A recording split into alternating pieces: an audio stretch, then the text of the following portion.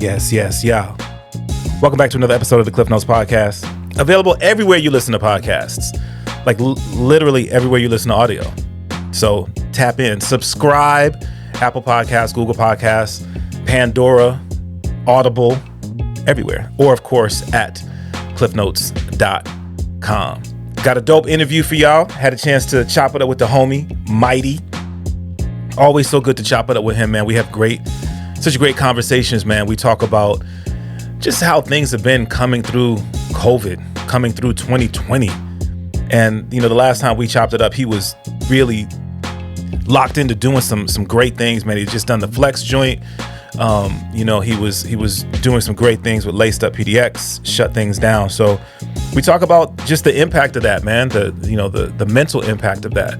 And then we talk about how he has sort of managed to move in a new lane and is doing some really great things and has been, allowing us to be on a journey with him. So a really great interview with Mighty, man. So I think you're gonna really, really dig this one. Yeah, before we get into that though, just a reminder, there's a couple of events that are coming up. I want you to be sure that you have on your calendar. It's gonna be the 2021 PDX Hip Hop Week. Goes down August the 20th through the 26th. We're gonna kick things off with Mic Check. Excited to have Mic Check back in front of a live studio audience. You know, we've done a couple of Mic Check live streams, but to be back on stage live in person with folk and to be able to do it at the Crystal Ballroom, Lola's Room, it's gonna be such a good time, man. The lineup is ridiculous. The lineup is dope, and tickets are available right now. You can get your tickets right now, your advanced tickets at miccheckpdx.com. The lineup is a boom bap project. These cats haven't released an album in like almost 15 years. So to be able to have them headline the event is really, really special, man. Veteran Northwest hip hop crew. So boom bap project's gonna be on the bill, gonna be headlining. Of course, we're gonna have Cool Nuts live on stage. We're gonna have JB coming through from Oklahoma. Dope lyricist, activist as well, but excited to have JB there. Hanif is on the bill, one of my favorite MCs from Portland. The homie Kunu is also on the bill. So the lineup is dope. DJ OG1 is going to be holding us down with the music. We have an opportunity to recognize someone who's been doing some great things in the Portland area. DJ Ambush, we're going to recognize him for the work that he's done, continues to do. And, to be able to have proceeds from the event go to local nonprofit hip hop fighting cancer is really exciting, man. So many of us have been touched by the cancer situation, and to be able to have proceeds go towards that, we really feel grateful. But that's just kicking off Hip Hop Week, man. And then, we've got the next day, we've got Hip Hop Fighting Cancer has an event going on at Kelly's Olympian on the 21st. Other events are going on during the week. The homie Big Wino and Rated Records have some events that are going to be going down. There's a hip hop wine and chill event, it's going down at Abbey Creek Winery. And then we're going to end things on the 26th with the Star Awards. We get an opportunity to, once again recognize people in the community who've done things to support and promote the local hip hop scene. This year's going to be a little bit different with the Star Wars. There's actually going to be some live performances, but information on all of those events are available at pdxhiphopweek.com. So you definitely tap in there. Like I said, man, just make sure you have it on your calendar. And then remember, man, you can tap in with me every Saturday night for Welcome to the Neighborhood on X-Ray FM, bring you great music. All right, man, let's get into this episode of the Klyph Notes podcast with the homie, Mighty. Let's go.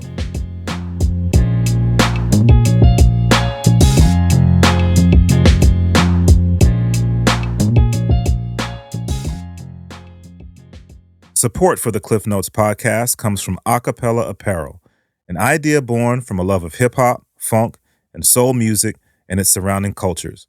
With fashion being a huge visual part of the cultures, they've created expressive images to pay homage, invoke nostalgia, and showcase the elements that make up the lifestyle and cultures of these genres.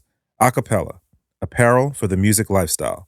For more information, check out akepele.com. That's AKEPELE.com.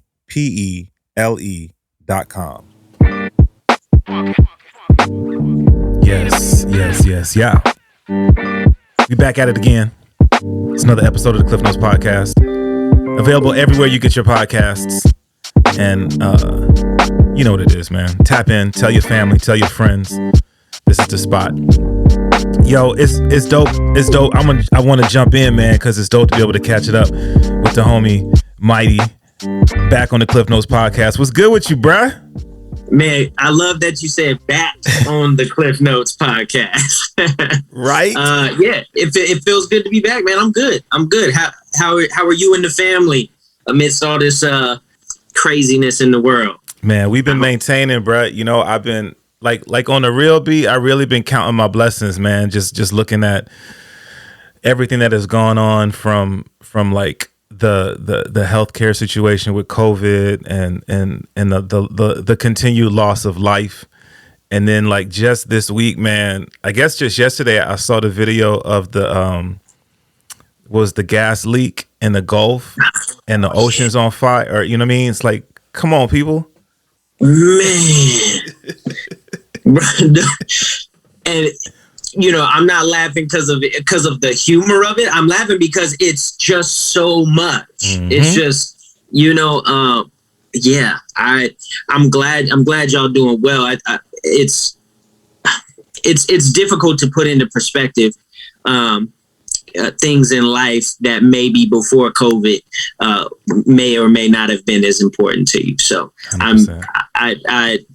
It's good to hear that, not just, you know, even just generationally, you know, even some of the youngsters, even some of the like the mid-level to the youngsters, it's like, even we're like, man, you know, I'm fresh into 30, man. So I'm kind of like, okay, I stacked a little bit of bread. I did my little thing. Like that's something happening like that allows me to have peace of mind, you know? And so that, I'm glad y'all doing well. And I'm, you know, always sending prayers out to the people that I care about and that I consider close family, you know. 100%, B. That's what it is, man. That's when you know it's real. You know what I'm saying? That's when you know it's real. 100%. 100%. Hey, yo, so like a ton of stuff, B, because we haven't had a chance to really chop it up. And it's one of the things I actually appreciate, I think, that I've taken from the whole COVID situation is I realize that there's ways to stay connected this way.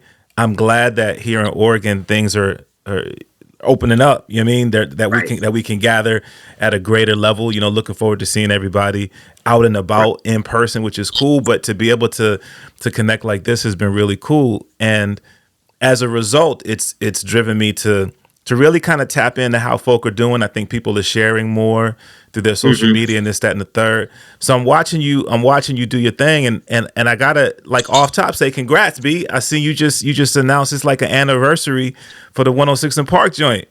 Oh yeah, that was crazy to watch. I see that video popped up on my you know how they do the memories on the timeline and so one of them joints popped up for me, and then like a lot of other ones started too. So like people voting and doing voting parties at, you know, while I was on TV and stuff. And so it was kind of crazy to see it. And so I wanted to add some dialogue to that for some folks because, and this isn't like a knock to anybody, but sometimes people treat me like I'm like the new kid on the block still. And they're trying to like educate me on what I need to be doing. And like, and it's not a knock, but I've already done more. I've already, you know, taken the leap of faith. I put thousands, tens of thousands of dollars on my own head. You know what I mean? To go out on the road with no headliners, you know, it put my friends on, my family on. It's really not, you know, so for it to be such a crazy time right now in the world. And then also me re-releasing some stuff and going back into doing music because of the lockdown. It was kind of cool to get a reminder, you know, to be like, man, 10 years ago, what? 10 years? Where does time go? Yeah. You know, incredible memory, an incredible experience. We won on the television show. We won on 106 and Park. So for those that are listening and maybe don't know what, you know, that is or what that means. At the time, 106 and Park BET was the #1 show in the world, not the country, the world. So like, it's kind of like, you know, not the parking lot, but the world, Craig, the world, you know, like it was the #1 show in the world. It was TRL. It was the new TRL. It was you had to go to this show to see what was hot, who was popping, what was going on. And so having the opportunity to go on the show, winning, and people think I just got on the show because I just did it. I just came here to Portland, or they came here to Portland and I got on. No, I followed their auditions from LA all the way up the coast. I didn't make it the first 4 times. People was like, "Oh, bro, you just got in." No, bro. I was working at the youth center and going to college at the same time. I was on the laptop in the car doing my homework on the way to an audition, and I didn't make them. So, being able to represent Portland, being able to go to New York on live TV, in one commercial break, we had 500,000 votes. We set a record on the TV show, and then we ended up winning with like 42%. I went back and I was winning the whole time on the All-Star episode as well. So I went to BET twice. I went on the All-Star episode and I was winning the whole time. Dude came up, he got me by 2%. Yeah. We're still actually good friends. We were low-key beefing on Twitter for a while. Bone Thugs and Harmony, he's from the same city that the Bone Thugs and Harmony are from. And we were beefing a little bit. And Busy Bone hit me while I was at the airport and was like, "Hey man, we should squash this beef because like, a lot of people, out here that we get hurt for beef." And I'm like, "Yeah, no, I have full blown respect, Yeah. And so it's kind of cool that one of his OGs reached out and we kind of squashed it. And so we've worked together since then and just had an awesome relationship. But it's like a unique group of people that have been on the television show. We kind of have we have a special spot for each other because we understand what it meant to be in that moment. Yeah. Aaron O'Brien Smith from Portland made it as well. Get It Squad made it as well. There's a few other folks. Young Mill was on there for some other stuff. So a lot of family members made it, man, on that show. I was blessed to go to the next level on the show and really be a part of BET.com, be a part of the touring, be a part of like a lot of what they had going on. But it's just because I showed up early. I showed up prepared. I won. I brought in a lot of votes and I executed. So I feel like the key things in any world of business, you got to be able to be professional. So no doubt we executed, and it was a great moment. I know it's a long-winded answer, but it's a very interesting situation, very interesting moment in time. And when you can kind of bring somebody in to hear and feel what it was like, I'm talking, I'm 22 years old, something like that, 20, and there's a camera with a crane on it coming in while you performing live, like, and you got to keep your cool. This is live TV. There's 17 million people watching you, man. Yeah. So I don't know. It was a learning experience. New York was incredible. It was great, man. Well, it's got to be interesting to look back though. I mean, you now have been doing this, and so people realize you'd been like honing your craft as an MC leading up to that, right? So you had a couple of years of finding your voice, finding your style, this, that, and the third. But now you get to look back on that, and I wonder how that formed Mighty Now, like how those experiences formed how you move now, having had an opportunity to tour and see some places, as you described, see some places that maybe you wouldn't have had an opportunity to see, and just your perspective of your career of an artist, of making music. How did that inform all that? Man, it really gave me tough skin. That was one thing. Performing has always been a niche of mine. That's why I made it on TV, because I can perform my butt off. That is my niche. It taught me that was my niche. I didn't know that at the time. I was learning and I was figuring things out.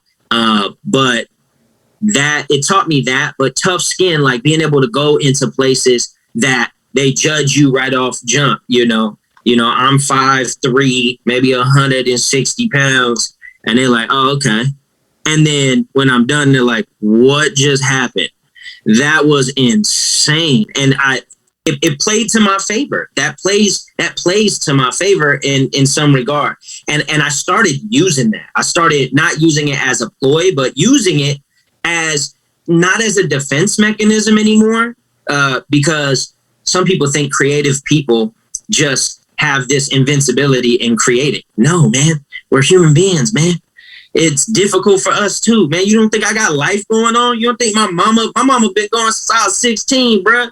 So like, you think like, yeah, I ain't seen her. I don't know where she at. You feel me? Like, I'm struggling right now, but I need to make a way. And I think that's like, it was a defense mechanism for the longest, you know, wearing the chains, coming in, looking the part, and then delivering. But like, I could have came in a hoodie and just, you know, a backpack and did it. Yeah. But to me, it was like, I started learning that the tough skin and being who you are truly is a huge thing. And so when you go into different markets, you naturally stand out because no one's dictating who you're going to be.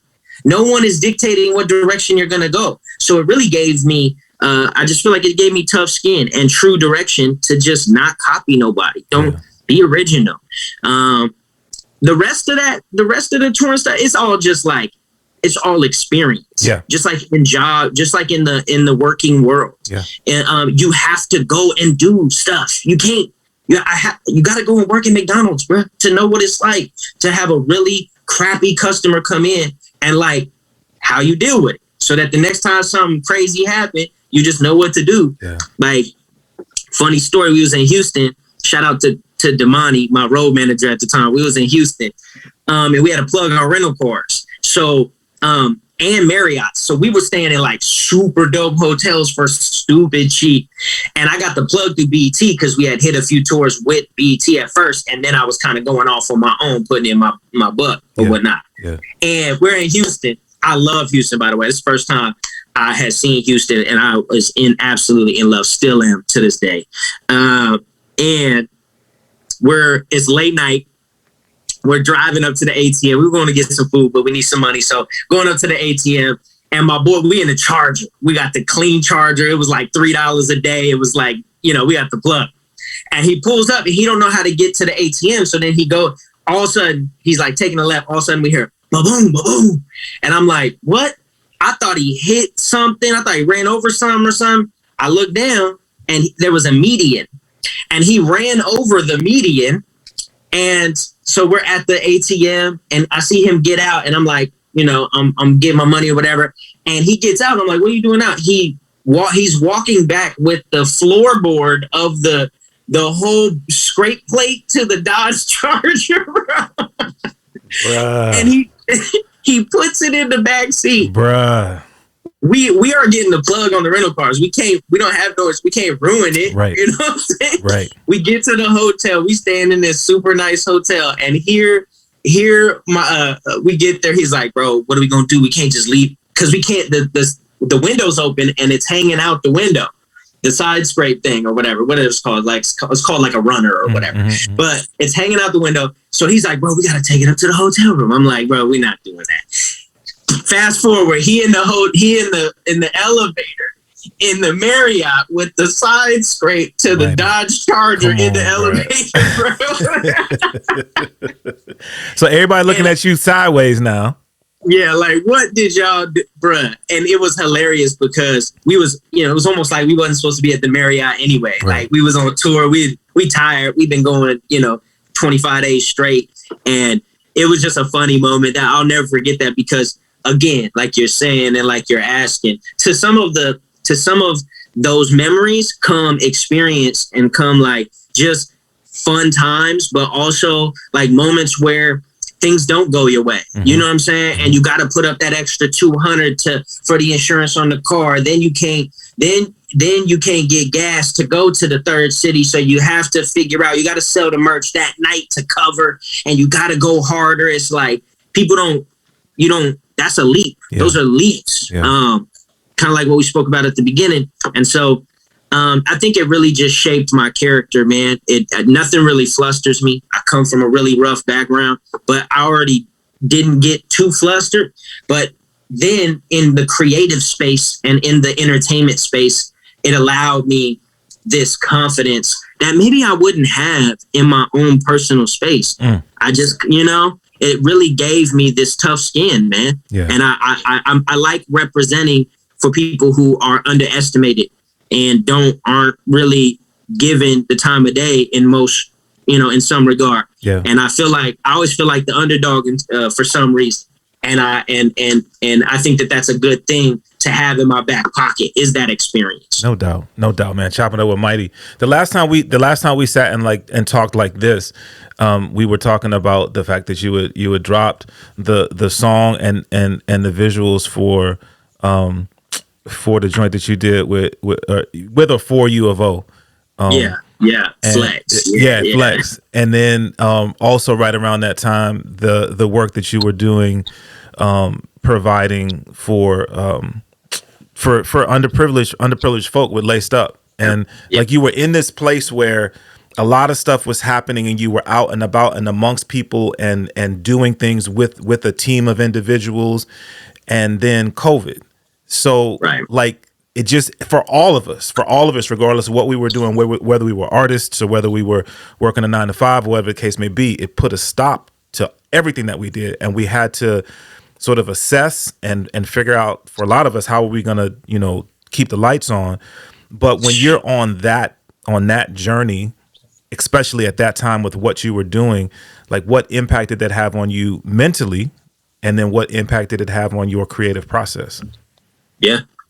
It hit me pretty hard. I'm not going to sit here and lie and act like it wasn't tough. I had family members calling me and crying because they wasn't going to be able to pay their rent. You know what I'm saying? And they getting kicked out, and they in situations where kids ain't going to be able to eat, and people tapping in with Laced Up being like, hey man, we need you more than ever now.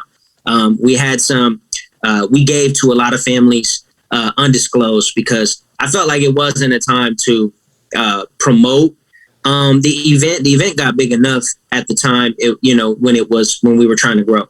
It wasn't about promoting for me. It was about just helping genuinely.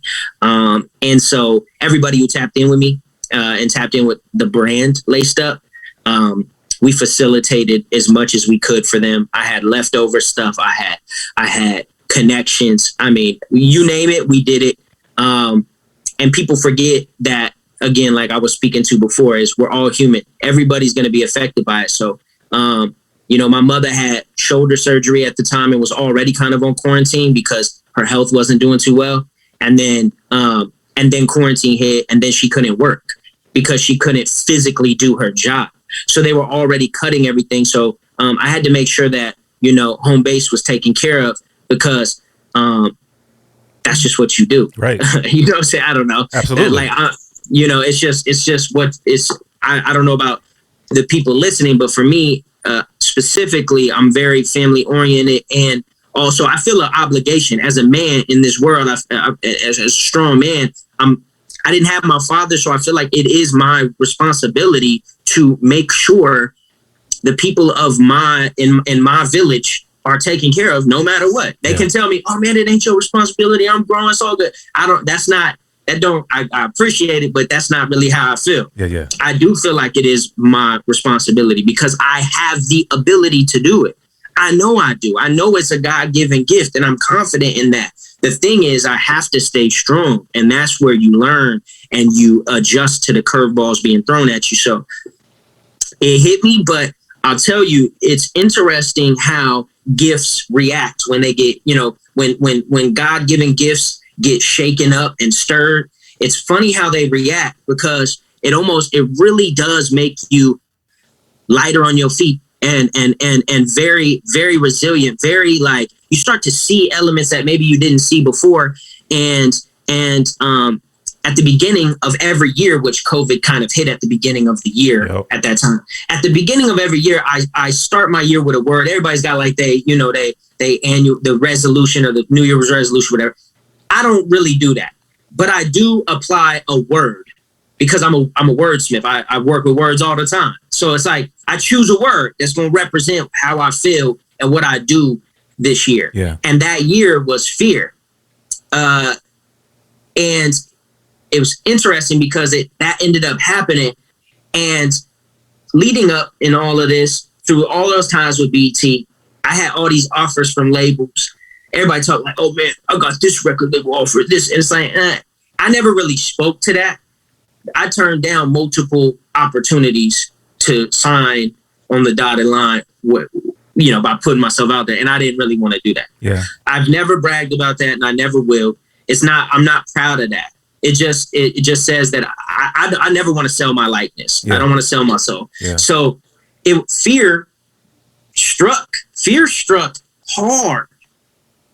And with that, I ended up signing a licensing deal. Okay. And putting my really saying like, oh, you thought you were scared before? Now you have to execute. Yeah. You don't have a choice. Yeah. You are under 3 to 5. Yeah. Yeah. You see what I'm saying? Mm-hmm. And it's all based on, I's and O's. Yeah. Are you going to execute, bro? Yeah. And it was interesting how everything fell in line. Shout out to my man Easy McCoy for plugging me. I love Easy. That's my dog. Easy. And let's hold up, bro. Let's stay there just for a second, man. I feel like it's important to show love and to give credit where credit is due. And he has really found a way to create avenues and education and build knowledge and share knowledge to local artists. And so first off, I think big ups to Easy for doing that. And then big ups to you for recognizing that, because I think oftentimes it's very easy to forget to give credit, not on some like throwing shade or not on some feeling, just like life happens and I forget to show love to people. So, I just want to take a minute and say like, that's dope, B. That's dope that you recognize that. It's dope that he shared this platform that he's been using for some time. But go ahead. We spoke 5 years ago about trying to get on a video game, and it just never. We just, like you said, life happened. You just going back and forth, and he already knew. He was like, Mighty, you write like crazy. Like you just have this innate ability to just get after it. So. We need to link. It was always on that. And when we linked, I went into a session with him and a few other folks. I wrote like 4 songs in 3 hours. And he was like, bro, what is going on? Yeah. What this dude is spazzing. Yeah. And like, I showed up early, stayed late. Everybody in that session was pleased with what was done. Ended up getting the most streams out of 2 songs in my entire career, out of 2 songs in that one session. One night in Vancouver. And then after that, both of the producers in that room reached out to me. I ended up signing with one of them, and I still work with the other one. Multiple streams of revenue off one night in the studio. Big shout out to my big bro, Easy. I've known him literally for over a decade, or maybe even 2. Yeah. He's like, it's much respect. He know that, you know what I'm saying? You gotta be professional. Mm-hmm. I think rappers forget that sometimes. It ain't all about you. You know what I'm saying? You got to make sure that you show up on time, get it done. But let me ask you this, because this is one of the specific questions I wanted to ask you is, was there a point where using your craft switched from rapping because it's something that you felt was a part of who you are, or something that you feel like you were schooled at or skilled at doing, where there was a switch to, no, this is something that I want to do as a career, or this is something that I want to do, as another source of income? Was there a moment that happened? Yeah, it was around the BET time. It was after the tour where I took 2 years off because my father's twin brother passed away. I took 2 years off, and then after that I wrote Victory. I came back. I wasn't gonna come back. I wasn't gonna do any music. I stopped. I was like, bro, I've been on 2 tours. I've been rapping since I was 13 years old. Dropped my first album when I was 13. Like, I'm done, bro. Like, I'm cool. I had 10 years in at that time. Yeah. So it wasn't like, I was under contract at 12 years old, like with my management, like, you feel me? So it wasn't, it was never like, is this going to be a thing? Maybe I kind of like to do this. Yeah. No, I was really good at it. And I knew that. But that didn't mean you was going to get anywhere. That don't mean you're going to do something with it. Right. It just means, how many Michael Jordans are there in New York right now? That's just kicking it at the, you know what I'm saying? Inside the fence, you feel me? And they just popping it, chilling, you feel me? So it's not really it's not there wasn't really like a specific moment, but I do remember losing my uncle, someone who was very a huge contrast in my life, a position where like there's this really tough human being for me to connect with, my father, and then there was one who was totally opposite of him, and he was like, he was so charismatic. He looked out for me all the time. He gave me, you know how much advice this dude gave me, like. And he would even say, like, man, don't worry about him. He all right. He'll come around. Yeah. You feel me? But, like, everybody loved him. Everybody loved him. And so when he left this world, rest in peace, it threw me off. And I started to write music as therapy more so than just, like, this performance art type thing. And just trying to, like, push my skill. I would just push my pen. I would just be like, you know what I mean? Oh, I'm going to go the hardest. I mean, I would rhyme every word. You know what I mean? Like... And it was just more of like a honing the craft type thing before that. And so Victory was something different. When you listen to Victory, you can hear it. When you listen to Aaron O'Brien singing, all instruments are live. All instruments are organic. Everything was organic on the entire album. We made everything from scratch. It wasn't supposed to happen. But it was a therapy session in a shed in the back of Aaron O'Brien's house with a big screen TV and a lawnmower right next to each other. You see what I'm saying? Like, we talking like on some like real, like, I'm here for therapy, bruh. Yeah. I ain't here for no Instagram videos, bruh. Yeah. You know what I mean? I'm here to get this off my chest because I'm struggling. And it really, that's why I realized that music, I have that childlike love for music. Music has taught me how to love unconditionally in my life. Mm-hmm. Love is something interesting for men in this world. You know, it's tough love. You know what I mean? Mm-hmm. And I think music has taught me more than any person in my life, because music doesn't love back. You know, it doesn't love back. It loves back in its own unique way, because it's a reap and sow. It's a, you know, you plant your seeds and then you reap, but it doesn't technically love back. So you have to learn how to love something that's not going to return the favor unless you put into it. Yeah. And that's such a unique moment for me.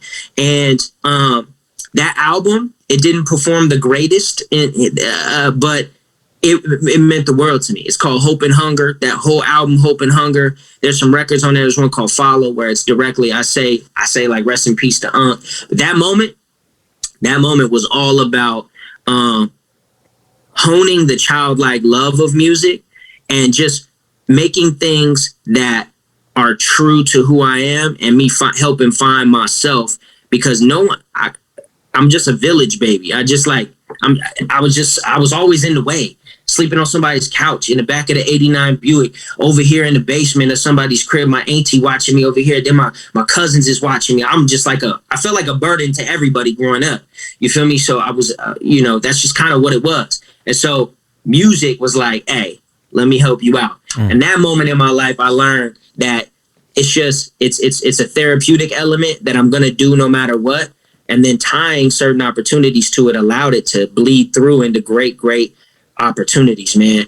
Sync licensing is one, because you're attaching yourself to emotions for other human beings. Yeah. And I haven't sacrificed any of my content, any of like the value of my content at all. And not many artists can do that when you're creating for avenues like that. Mm-hmm. They don't know how to do that. And that's because I honed the craft, and then I honed the ability to allow it its breathing room of therapy, of a therapeutic element in my life. And I think when you can find those two that ebb and that flow, then you really have mastered your craft, because now you're plucking the heartstring and you're plucking, actually playing the guitar. Yeah. Now that there's like this ebb and the flow that's very difficult to find as an MC. That's what's up, man. It's cool to see you share what's happened with that just in 2021. So you got a couple of projects that you've been letting us know how they've been moving, how they've been received. So you got the Bags of a Clout joint, which is just, it's such a good song, bro. It's such a good song. And then you got the Homecoming joint. But the Bags Over Clout I like, because I feel like there's there's a definite message to that song. I mean, knowing how you write, me knowing how you move and how you operate, I get it. You know what I mean? Because I feel like that's just an expression of how you move anyway. But talk about that song, Bags Over Clout. Why write that? What it means to you for those who really haven't like spent a minute listening to it. Man, you are the best person at transitions. This is incredible. That is incredible. It's like he got this calming voice that's just like OG, like what up, like it's so good, man. This Bags Over, Nah, I love it. Because Bags Over Clout is a perfect example of what we were just talking about. It's a perfect example of what we were talking about. Family. A lot of people. Clout is like 2-3 years old, right? Which I don't mind.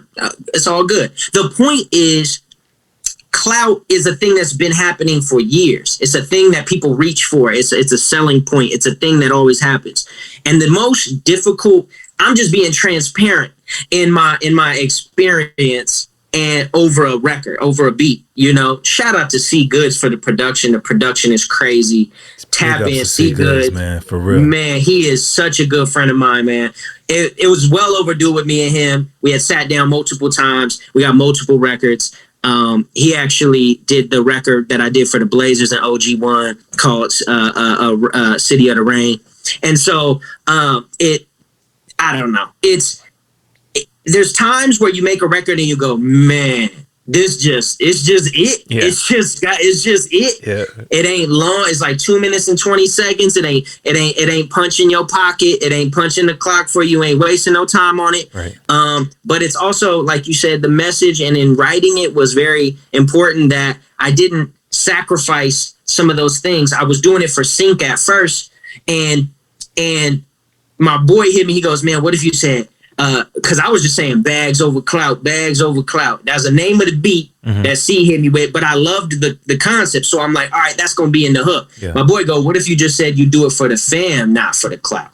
And I go, oh, because what I'm rapping about, the first verse, he like, oh, bro, you talking about doing it for your family. I hustle for my last name. Like, and these are huge things that we just spoke to about being a family man, right. Understanding that in the COVID crisis that I had to go and really put my bag on. Yep. Like I had to do it. Yep. And so bags over clout. So I'm not chasing clout, man. I'm going for the bag, and you're going to experience it with me along the way. And that's why I think clout fades away and comes back, because it's easy. It's an easy way out. Somebody's going to invent another easy way out, and that's okay with me. But it's just not my style. Yeah. And that's basically what I'm speaking to in the record. But just some fun wordplay, easily digestible stuff. You got to watch the Looney Tunes with all these carrots on me. Like, just funny, just little funny lines, man. Yeah. They ain't run the city. They just giving you the run around. Right, you feel me? Like, right. It's just tongue in cheek, man, No doubt. And I think in this time, the time in which we're living, B, I think two things. One, just in general, I think we all are caught up in doing things for recognition to a certain degree, right? Right. And then secondarily, I think in this genre that we love, when it comes to rap music, like that's a part of it, right? Like there's a lane of rap where I'm just talking about how good I am, right? That's a part of it, you know what I mean? Right. But for you to be able to take your skill, your art form, and put it out there that way, I don't know, man. I think you're a skilled writer. I think you're a very good writer, and so it makes sense then that this avenue that you're moving into, more going into sync licensing, it's going to be a really good fit for you. Yeah. Is that the next move? Is that where you're going to put a lot of your energy? Will we still get to see, Mighty EPs? Will we get to see Mighty albums? Will we get to see, Mighty on stage? Or is this just the next evolution of what you do with your skills? I can guarantee you will see Mighty on stage. I will guarantee that you'll see Mighty albums. No one has heard that yet. And so Klyph Notes, drop a bomb right here in the edit. Right, exactly. I'm about to edit that in. Yeah, whatever you want. You will see albums, and that is plural. Just because I'm not. Me and Mike Capes was talking about this. I actually got a Mike Capes feature. I got a if you saw this list, I got a Mike Capes feature. I got a Fabian John feature. I got a Boca and Dante Thomas feature. So there's a couple. Shout out to Protus. I got a lot. They're all family. I mean, Scooter Rogers. There's a few other folks. So we're talking like, Swiggle Mandela. I mean, Sour D's, the whole nine. They're all my family, and they know that. Yeah. So albums are definitely a conversation, but sync licensing is going hand in hand with what I'm doing. So shout out to the agency and shout out to Middleborn Music for just really looking out for me. Shout out to Giovanni for putting up with me. She, my management and my manager, my second mother, she always put up with me. I'm kind of annoying, you know what I mean? And I get it. It's all good, but it's about creating for me. So I think you're going to see more visuals. You're going to see more enlightenment, as I like to say. I really like to enlighten the listener and take them a little bit deeper than just punchlines and just witty bars. I'm big on wanting to tell stories. If you go back to a lot of the music videos I've dropped in the past, there's always something involved in what is happening in the visual. There's always some deeper meaning. And so that's going to continue to be the case. And I hope to be able to premiere, you know what I'm saying? Maybe we can do like some dope like type of listening session or some on the Klyph Notes podcast, because I really respect your approach to the culture and delving into to what it means to add value and not take from, not we got to lift each other up, especially nowadays. We got to work together. Yeah. And I've always been about that. Features to just supporting. Shout out to Easy McCoy again.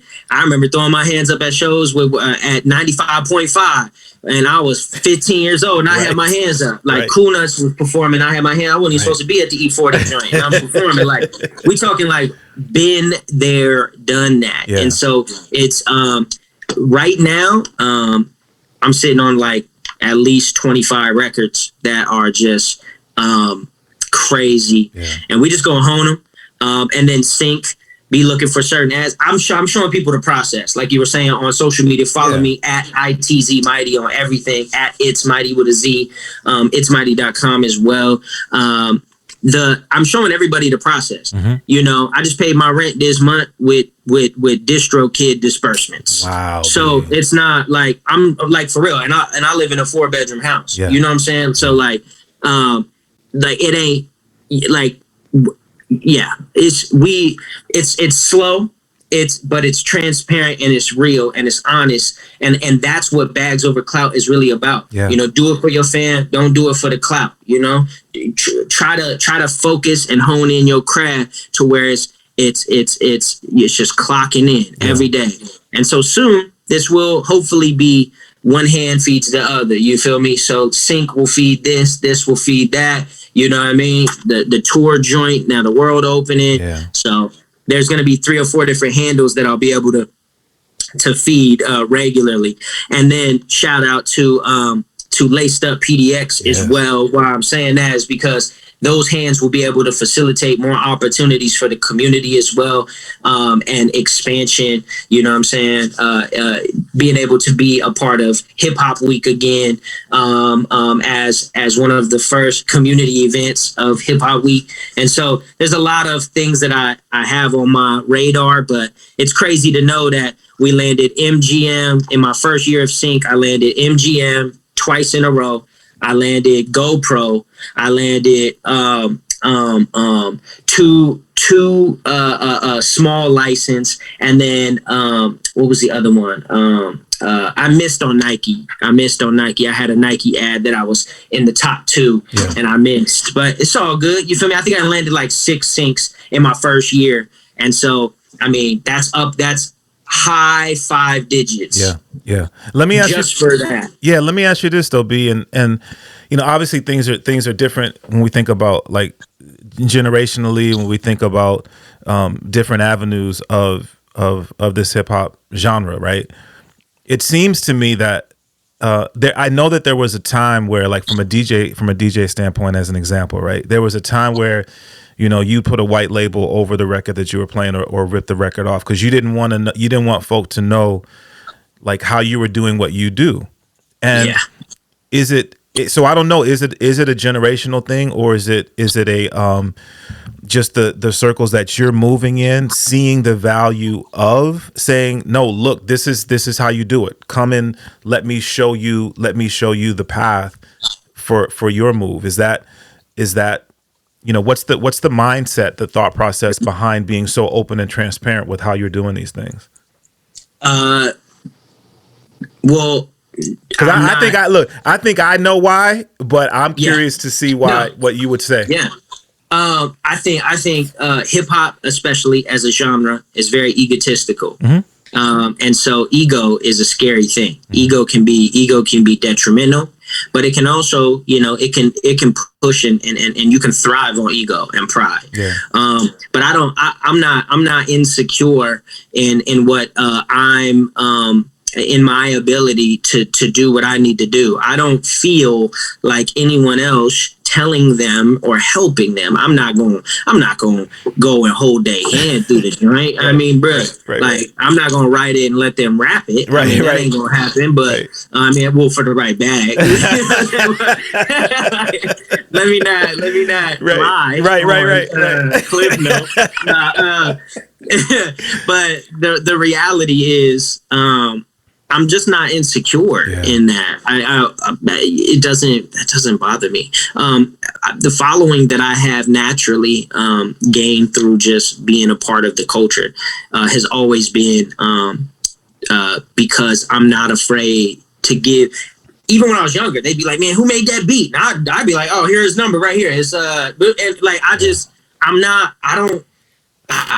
don't hoard knowledge and opportunity. I don't understand why you would, but I also don't just give it out to anybody who's going to represent themselves or me in that regard in a way that would not be professional. So there is a of how we share. But if I could give you some tools on how you could do it for you, then so be it. And really all I'm speaking to is confidence, is showing up early. I literally just gave 10 keys to that moment of sync in this episode. If the listener right now rewinds back 20 minutes and hits the bullet point where I'm saying show up early, write like a madman, listen, use your energy as a human being to affect other people.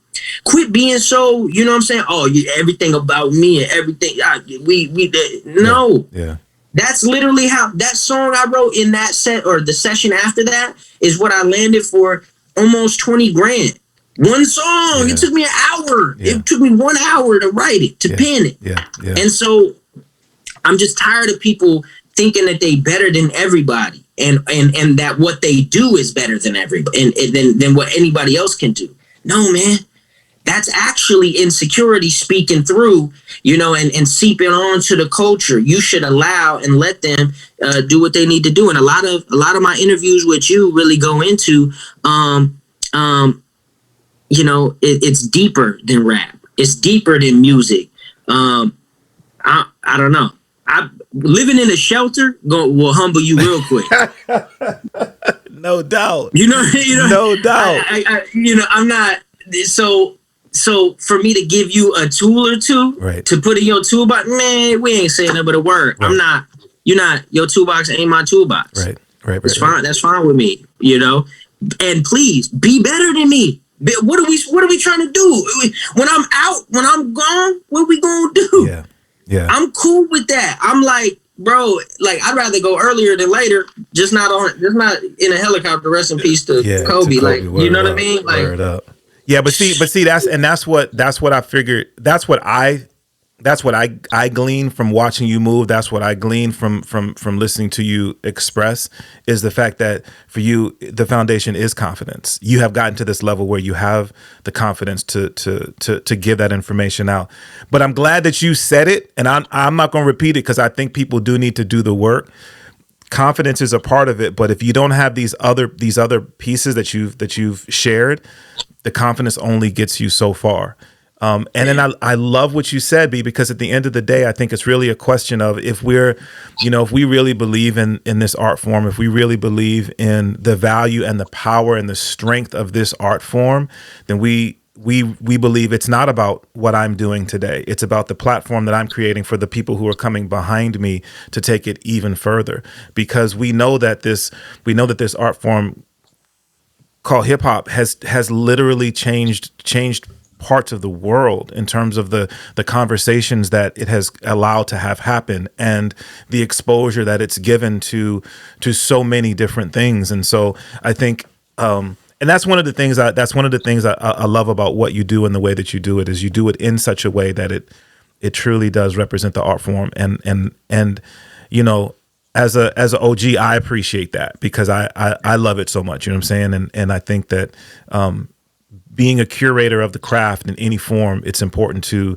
not just think about the now, but to think about, understand the history, and then think about, you know, how can we move this thing forward? So big ups to you, bro. Thank you, man. Thank you. I do want to say that dropping 2 records, so dropping Bags Over Clout and Homecoming, very intentional, but I do want people to make sure that they go and stream both of these records. I didn't want one to get overshadowed more than the other, because the message you're speaking to right there in Homecoming, I mentioned some of those like the edginess that you could get some tools from Bags Over Clout in a way that's more finesse, but then you get something from Homecoming. Some people just dig the Homecoming vibe more and need that little bit of angst to it. Yeah. The hook is, on my mama, I'm on. Did it all on my own. Trying to get all the way gone and bring it all the way home. That's a big, what we just spoke about is that. And sometimes that punch in the face is what some people need in the music. Yeah. So if you're looking for some of these clues, listen to the music too. Yeah. Tie it in, because you're getting keys. I'm more willing to give them in the song than in an interview. Yep. Unless I'm with Klyph. But I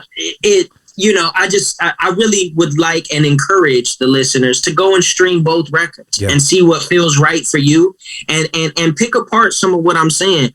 Because you'll get some solid building blocks if you're looking to go in a direction of believing in yourself, and taking that leap of faith. No doubt. One thing that I noticed that I think is really cool, and I know that this was something that you did on purpose. This wasn't on accident. I love how you released Bags Over Clout and Homecoming, because if people look at it, they realize that it's a side A and a side B. Right. Hey, let's go. You know what I'm saying? I love the way that you did that, because as you just said, yes, they are singles, but they're the A and B side to this record. And you know, as we have the opportunity to release a lot of music now, and really put a lot of music out there, sometimes it's hard to digest it because there's so much coming at you. But I think when you look at these 2 records really as a project, a side A and a side B. And again, let's look at the history, man. That's how rap music used to be released, man. You'd get a 12-inch single with the A side and the B side. You know what I'm saying? Right. Once again, being true to the art. Being true to the art form, B. You know what I'm saying? I so appreciate that. And I just also appreciate. I hope people are paying attention to those little details that you consistently have through your music, whether it be not just what we get to taste audibly, but what we get to see, the way you do your visuals, the way you do your layouts, the way the way that you do your videos. I mean, all of these things are very, very purposeful, and you do it in a fashion that is digestible, a fashion that is entertaining, but also in a fashion that's educating. And I just want you to know that that's not lost on me. how you're doing that. So big ups to you for having the vision and then implementing it and then executing it. Man, thank you. You coming from you especially. I know you have an ear to everything going on. That means the world to me. But I'll tell you, OGs have a different impact on me. When you come from a world where you got to kind of like look to coach or to or something to like, I just tell me what, like, I'm just gonna grab everything I can and then I'll hold it till I get to where I need to use it. You feel me? Yeah. OGs have a different impact on folks like us in the generation that we're in, because my father was in prison for 16 years, so I don't really, it was just different. Yeah. And so you and OG1 have, especially being able to sit down with you and document kind of like us talking, but even being at X-Ray and just like talking out off mic and like really getting into some like deep stuff. And then OG1 calls me every couple of weeks, and we go off for like 2-3 hours just on some like real life stuff, because I've known OG since I was 10 years old. Yeah. Me and his daughter dated back in the day. That's how I met OG. Yeah, like OG was step OG at first. You know what I'm saying? So it was family different, for real. Yeah, real family. So he also kind of echoed what you spoke to, and man, that y'all don't understand. Like, that gives me that. When we speak to confidence, it's easy for creative people to lack in certain areas when we can't create.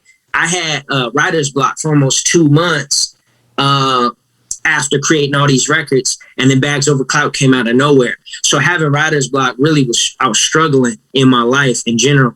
So being able to talk to him, being able to sit here and really delve into the things we have, that allows me to understand, like, trust the process, trust what you're doing and how and your compass and how it's guiding you, because somebody's gonna catch the message, and the music will find the right people. I've always told myself that. Don't force it on nobody. It'll always find the right person. Somebody told me yesterday, I got a message yesterday. Somebody told me that they were in prison and they saw me on 106 in Park. They're out now. And they came to a show. I guess I didn't see him or whatever, but then, and he had been watching my progression till now. And he said, "You are the only living legend I've ever like tied myself to." I felt like I've always wanted to rap. I was in prison. I could never do it. I wrote, I honed my craft. I listened to everything you were saying. You told, and I'm like, whoa, like, you had no opportunity. You feel me? And when he just broke down this long old message about what he went through and his struggles in life, I'm like, wow, like, you don't know what's going on. You don't know who's watching, And so it's an integral element almost. Like, it feels like no one is watching, but what you gonna do? What you gonna do if you know? You know what I'm saying? Right. Like, it's an interesting moment as a creator. And so I just encourage all of the creative folks out there and people who, push the pen or even videographers or this or that, all kinds of folks, stand for something, do something with some purpose, hold your line, don't compromise, and stay true to who you are. You're gonna get somewhere. That's worth it. That's what's up. That's what's up, man. Words of wisdom from Mighty. But you let people know a minute ago, but one more time, let people know how to tap in with you, Bree.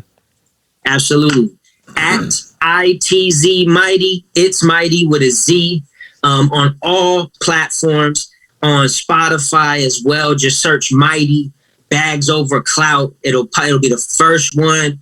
What's funny story about that is I was just gonna call it Clout, but Bags Over Clout in the search was just popping.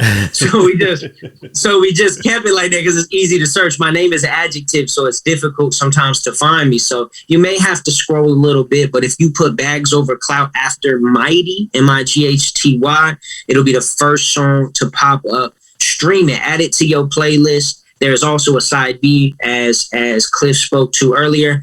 Homecoming as well. You could type that in. It'll pop up. Just be sure to support in any way that you can, whether it's a view, a like, a comment, a stream, because for artists like me who operate independently, it's very imperative that those engagements are logged in our engagement, in our analytics, so that we can operate and move and know who likes it and who doesn't. So I just appreciate everybody tapping in, man, and it's been massive love. That's what's up, B. Well, you have consistently through the years, man, had a really dope following. Having a chance to work with you in live events when you've rocked Mic Check, it's always cool to see the Mighty Nation come through whenever you do your situations live, you know what I'm saying? And now people have even more ways to tap in with you. So I'm glad that you are continuing to create content. I'm glad that you are continuing to do what you're doing. I'm glad that it seems as if 2020 did nothing but strengthen your will and create avenues for you to make even more content, man. So much love to you, bro. I'm so glad to be, part of your journey, man, and excited to see what, 2021 and the rest of time, brings us. Man, bless Klyph, bless. No doubt. Chopping up with the homie Mighty. Tap in with him wherever you listen to your music, man. Support this man, support the movement. Big ups to everybody who's tapped into the Klyph Notes podcast. Remember, it's available everywhere you listen to podcasts, Apple Podcasts, Spotify, Pandora, Audible, like it's literally everywhere. So tap in. You can hit me up at DJ Klyph at DJ Klyph on all social media platforms, or at djklyph.com. If you have questions or comments, you can also hit us up via email at klyphnotes@gmail.com. Big ups to Akepele Apparel for their continued support of the Klyph Notes podcast. And last but never ever least, big ups to the homie Theory Hazit for creating the official theme song for the Klyph Notes podcast. All right, y'all. Thank y'all so much for tapping in. Until we have an opportunity to do this again, y'all be blessed. Peace.